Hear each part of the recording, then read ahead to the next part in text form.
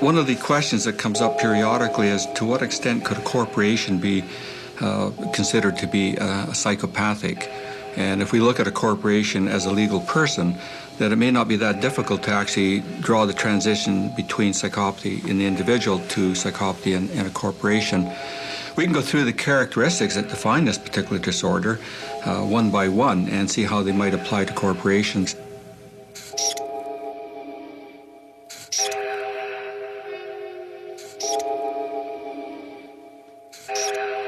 They would have all the characteristics. And in fact, in many respects, a corporation of that sort is the prototypical psychopath.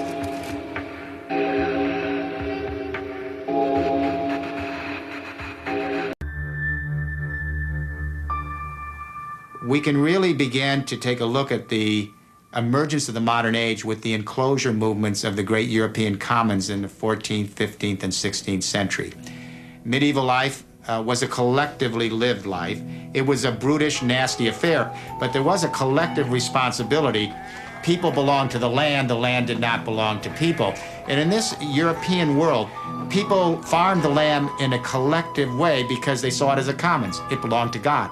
And then it was administered by the church, the aristocracy, and then the local manors as stewards of God's creation. Beginning with Tudor England, we began to see a phenomenon emerge, and that is the enclosure of the great commons by parliamentary acts in England and then in Europe. And so first we began to take the great land masses of the world, which were commons and shared, and we reduced those to private property. Then we went after the oceans, the great oceanic commons, and we created laws and regulations that would allow countries to claim a certain amount of water outside their coastal limits for exploitation. In this century, we went after the air, and we divided it into air corridors that could be bought and sold for commercial traffic for airplanes. And then, of course, the rest is history.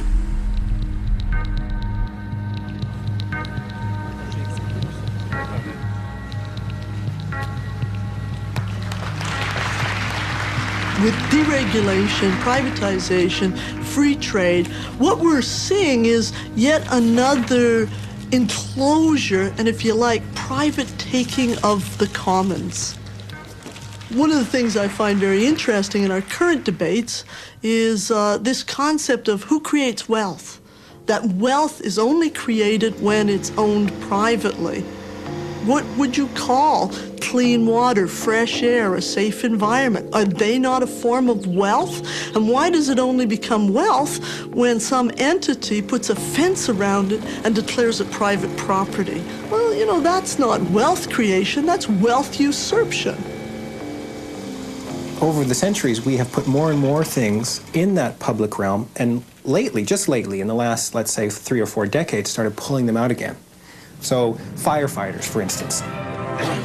This man needs the fire department. Firefighters started as private companies. Yes, and lots of other people need the fire department, too. And if you didn't have the medallion of a given firefighter brigade on your house and it was on fire, those firefighters would just, ride on by because you didn't have a deal. Well, we gradually evolved a public trust for the provision of safety on that very specific level. This is important. We should not go back from that and start saying, well, why don't we put that back in the market and see what that does? Maybe it'll make it more efficient. There are many tools for bringing back community, but the importance is not the tools. I mean, there's litigation, there's legislation, there's direct action, there's education, boycotts, social investment. There's many, many ways to address issues of corporate power. But in the final analysis, what's really important is the vision. You have to have a better story. Do I know you well enough to call you fellow plunderers? There is not an industrial company on earth, not an institution of any kind, not mine, not yours, not anyone's, that is sustainable. I stand convicted by me, myself alone, not by anyone else, as a plunderer of the earth, but not by our civilization's definition. By our civilization's definition, I'm a captain of industry, in the eyes of many a kind of modern-day hero. But really, the first industrial revolution is flawed, it is not working, it is unsustainable, it is the mistake.